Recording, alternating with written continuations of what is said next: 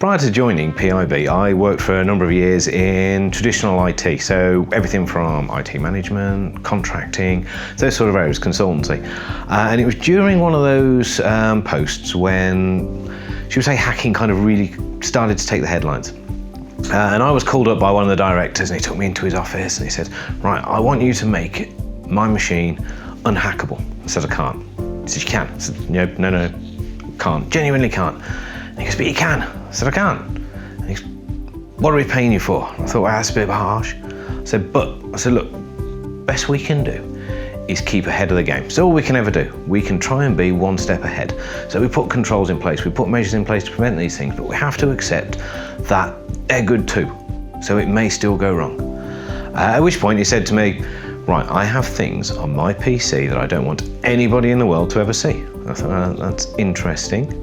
However, still nothing I can do. And he goes, but there must be. I said, right. I said, there is one thing.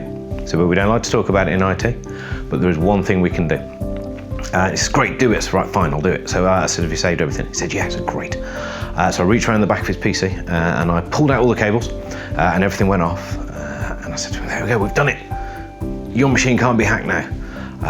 And I thought, we'll have a bit of a laugh about, what an interesting demonstration. It turned out we didn't, but it was a turning point, and it kind of highlighted the fact that cyber risk is seen as an IT-based problem. So it's the head of IT's issue to solve the cyber risk we face, and that kind of worried me. The reason it did was because IT people, by and large, we're a peaceful bunch. But when you look at any of the statistics, if you Google it, anywhere between 92% and 56% of cyber attacks and cyber incidents are based on human error. Now, you have to make a decision there. Do you want your IT people dealing with what is, in essence, largely a human-based problem? So we're talking about dealing with people's behaviour rather than necessarily being able to put controls in place that will stop these things. And that kind of got us thinking. And is it because we are using the word cyber risk? It sounds IT, it sounds techie, so it becomes a problem with the IT department. So we changed it. And this is only a working title, but we started to look at it as cyber when you look at it like it's fire risk. Now, not catchy, not great, but it's there to demonstrate a point. For a number of years, we have understood fire. We have been able to deal with it. We know what the risks are. We know what we can put in place to control it. And we deal with it on a daily basis. And it no longer becomes as frightening as what it did before. Because as a collective group, we have decided this is how we can deal with it. But there was a point when fire risk would have been brand new. However, I doubt that we would have ever had a situation whereby someone the chief would have stomped up to the guy's front door in his little hut that looked after all the flint and gone, oh, Dave's hut's just burned down. It's your fault. It wouldn't have happened. We have always treated fire in a slightly different way. So let's look at cyber as if it was fire. Now, when we start to do this, we start to think, right, well, what do we do for fire and how does that translate across? So when it comes to fire, we'll always start off with a policy. We'll have a policy as to how we deal with fire, and that will be distributed to all our staff. Well, we can do the same thing when it comes to cyber. Cyber is just a load of controls that we tell people they should be doing, shouldn't be doing. We distribute it out and we get people to read it and understand it. It will work in the same sort of way. So people understand the risks they're at, the threats they're facing, and they kind of know how to deal with it. We then look at things like action plans. Now, an action plan is great. You'll see these fire action plans that are on kind of the wall, dotted around the house, that tell you what to do in the event of a cyber incident. And kind of, I would like to say that I have a number of friends, but I work in risk management, so everyone will kind of know that that's a bit of a lie or a stretch of the truth. I have a lot of people that were kind enough to accept my connection on LinkedIn, and when I talk to them kind of about this sort of risk, they'll say that the most common time that an incident is reported is typically Friday afternoon, around about 3 o'clock. But the difference is that isn't the same time that the incident happened. Now, the incident will have happened earlier on in the week, but typically they will have gone straight to their IT department, asked their IT department to try and sort it.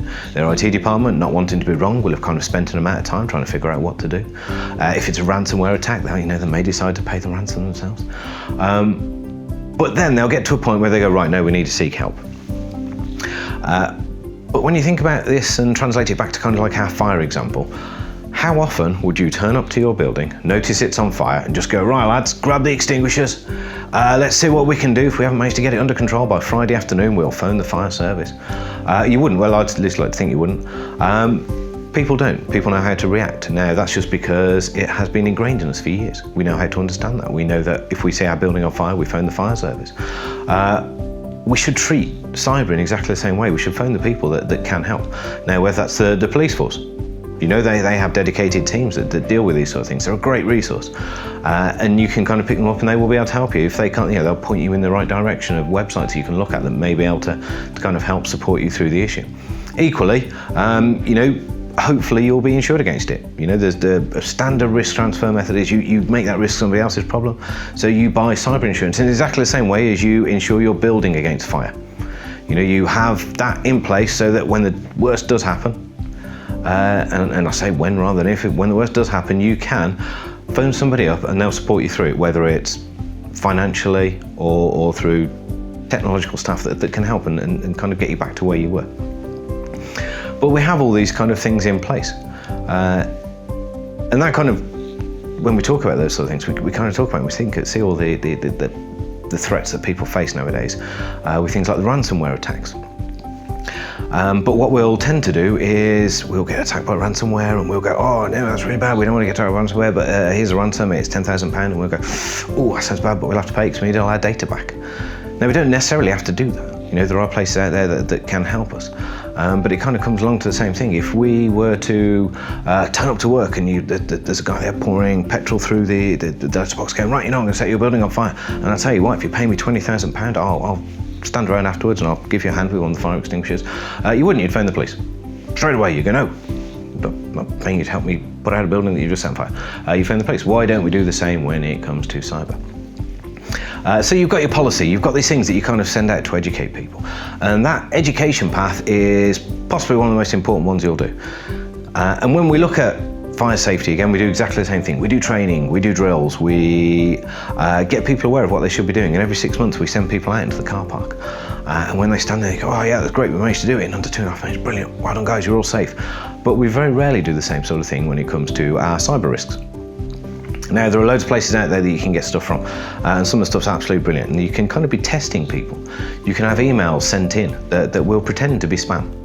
And if someone does click on a link, instead of it doing something really nasty to your machine, it'll just report back. And it'll give that person a little bit of advice to say, right, this was a spam email, this is the sort of thing you should be looking for. So these sort of training and drills that you can actually get out and get used within your business. And it's a really powerful tool to do. We do it here. You know, a number of our guys will very often be sending emails through to IT to say, I've had this email, doesn't look quite right. But it's that education piece and getting people aware of what the risks are, because if it is a human problem, the solution is invariably going to be a human solution. So get people aware of what they are going to be posed with, what sort of risks and stuff they face. Get everybody trained. You know, there should be no restrictions on training because everybody is vulnerable. Everybody that touches a piece of your IT kit or is involved in telephone calls are kind of at threat to this risk because it's kind of still lumped around the fact that you think it's IT based, but you know, it's the people that do the social engineering, the telephone calls, that they're kind of convincing people that what they're saying is right, and they'll get things to happen and turn people around in their way. So it's all still the same sort of crime.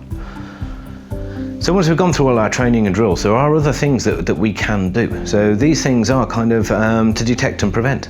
Now, when you look at your building, you'll have a number of things around the building. You'll have fire extinguishers, you'll have fire detectors, you'll have call points. Depending on where you're in, you may have fire suppression systems, you may have sprinklers. So you kind of put all these things in to kind of manage that risk, to be ready for it in the event of it happening and to detect it when it does. Now, you can do exactly the same thing within your cyber risk. You can have firewalls to kind of prevent that access into your building. You can have great kind of policies and stuff that you have in place within your staff to ensure that people are changing their passwords and that the passwords that they are using are safe passwords. There's a difference between a good password and a bad password, so make them complex. The general advice is use 3 random words. Now, if you can mix numbers into those 3 random words, even better, makes them even more secure, makes them more difficult to break into. But ensure that kind of your staff are aware of what your internal policies are. And there's a great wealth of information out there on what you should and shouldn't be doing. So make use of kind of these sort of resources. And on top of that, when you've got all of your IT department kind of on board with this, they know that you're going to support them, so they're going to be working to support you. Get them to look at how you can be approached from the outside. There'll be things that can be put in place to ensure that the machine are patched and kept up to date, and that your antivirus is all up to date. And all this stuff is fairly simple. A lot of the times it is addressed with fairly complex words, but that shouldn't frighten people, because you can either A, go and get someone to help you, or B, you can go there and find a lot of this information out yourself. So you kind of step through the risk management, the preventing the enemy at the gate, so kind of stop them from getting in. And then on top of that, there is what every building will have is a fire risk assessment. So you will go through within your offices a fire risk check, which will be a number of key points that people look at to go over whether you are operating safely or not. Now, there are very, very similar things within the world of IT. One is that gets a lot of press at the moment is the government Cyber Essentials scheme. Now, it's a great starting point for people to be looking at what controls do we put in place. Now, these are largely looking at the physical controls, what prevents people from getting into our building, which is great. Some of the language can be a little bit, should we say, IT-based, but there is help out there. There are companies like us that can come in and help translate that for you and get you through it. There are a number of businesses out there that help you. There's the police force that will be able to kind of translate certain amounts of that information, but ask questions. That the information is out there to be found, and you can kind of take that even further. But it's important for you to kind of get an understanding of what risk your business is at. If you don't know where you are, you don't know where you can be, so you don't know where you need to get to. So these sort of things enable you to get a starting point. How safe and secure are we? What do we need to do to get further? They don't tend to look initially at the training side, i.e. making sure your staff are aware, but they're 2 very complementary areas. So get the protection in and get the staff training in place. But when you start to look at it kind of that way, you start to think, you know what, this cyber risk is actually a business risk. It's not the IT department's fault, it's not the IT department's risk. They will be there to help and support, but when you treat it as a business risk, you can start to really reduce the impact that it's going to potentially have on your business. Now, that is a very, very brief overview on how you can look at cyber risk and how we tend to look at it and get people talking about cyber risk. Please visit our website if you want any further information, or feel free to get in touch and we'll help you where we can. Thank you.